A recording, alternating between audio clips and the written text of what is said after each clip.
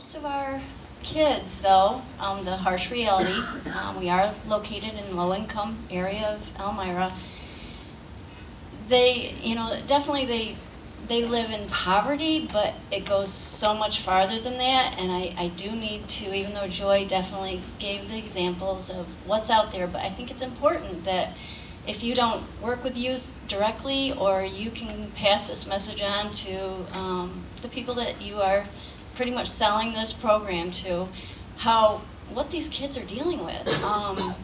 Like I said, it's not just poverty. They worry about if there's food in the house on the weekends, or they worry about not getting to school, which is out of their control. Many times their parents are just not getting them up, and there's no clean clothes in the closet. And it was one of the primary grandmas, and there's so many things that they're dealing with. And as adults, we deal with our stress. And we're old enough to know where it's coming from, maybe how we can handle it, and it's hard enough as an adult. So all this talk about put yourself in a 5-year-old mind, it really made me think of, how do we expect these kids to deal with such horrible, circumstances? Mom has a drug addiction, and if you've been born into grew up with a mother that has drug problems, then you don't know any different, and you don't even realize that stress. So of course you're out there beating somebody up out on the in the parking lot or on the playground, because you just don't have the skills. So I cannot tell you enough. This is such, it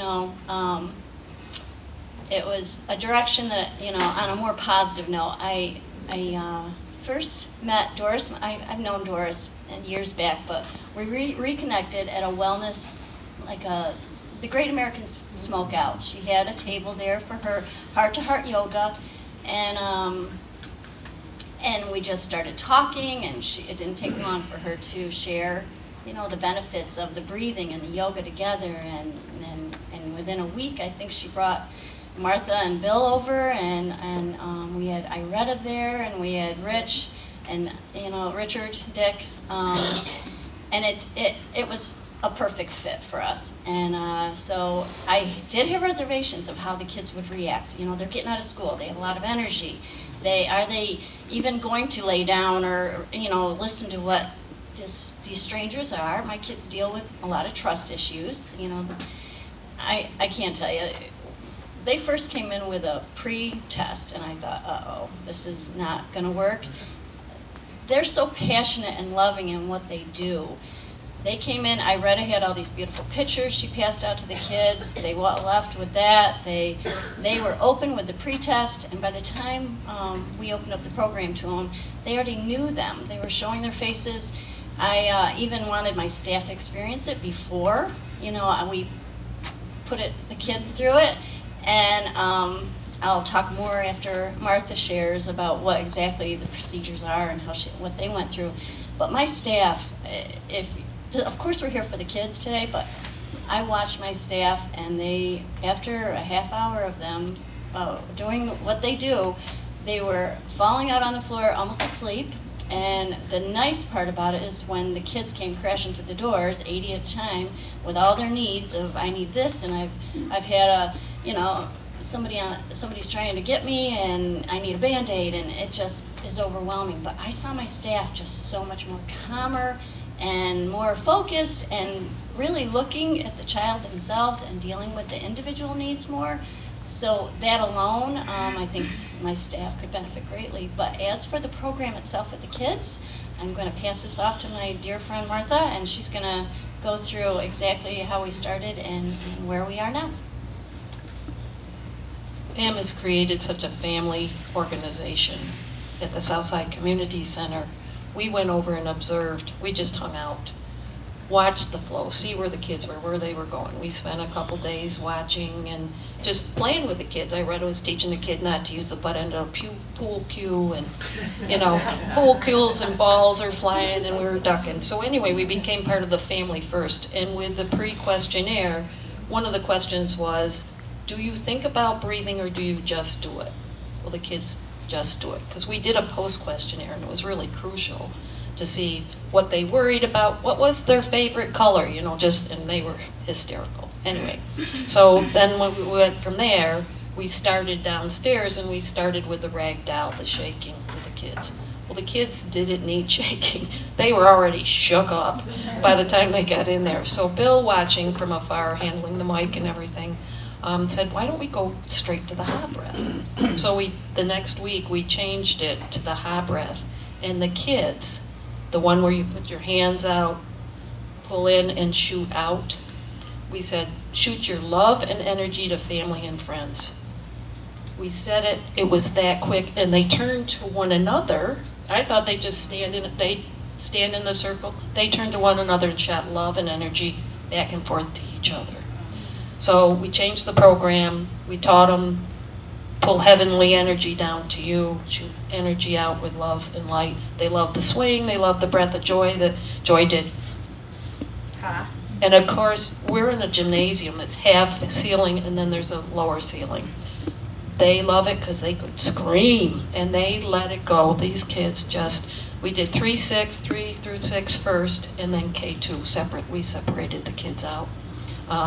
And then Doris did movement through yoga, and then we had them down on the mat. These kids fell out.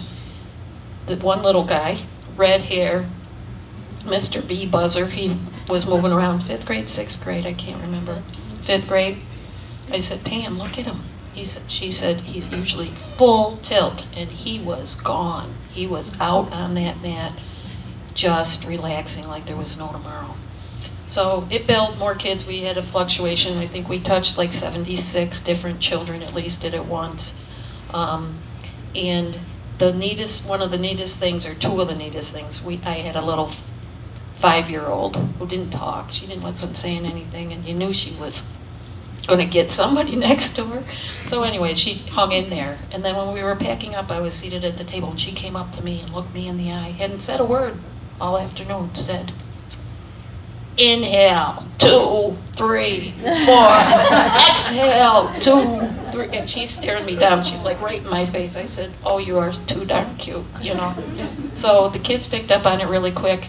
And the one other nice thing, we had a 6th grader. Leader of the pack, smart woman, African-American young gal in 6th grade. Pretty, bright, glint behind those eyes. It's like, ooh, she could go either way here. Anyway, the other kids kind of looked to her. She came in, we did the older kids first. She laid down on the mat, and within seconds, she was gone. Telephone call, family call. We had to wake her up. She went, got the call, she came back, laid down on the mat, so I extended the relaxation again. And she was gone a second time. It was like, oh my gosh. It took me 3 to 4 minutes to wake her up. So she finished up the program. She had to leave because we had the younger kids coming in. And she came back a 3rd time when the younger kids were getting down on relaxation. I gotta do it again. So she laid down on the mat. Took me 5 to 6 minutes to awake her. She was in deep sleep. Upper lip, lower lip quivering, and you knew she was in sleep, and it's like, I was getting a little worried, but she was breathing. So she got up and she says, oh, I am such a different person. I'm not running like a crazy woman any longer. And she had that energy, and it was just so much fun. The other thing too is the older kids doing it first wanted to help the younger kids. Also in the older kids group, when new kids came in, they say, well, what are we doing? We're going to breathe, and we're going to control our breath, and this is how you do it. They were teaching when it's like, yay, it's like herding cats in there, you know. They were just like, Pam, let me help, and your yoga mats are flying here, there, and everything. But they also helped the little kids, and they were great peer mentors. So, give back, Pam. We have a quick...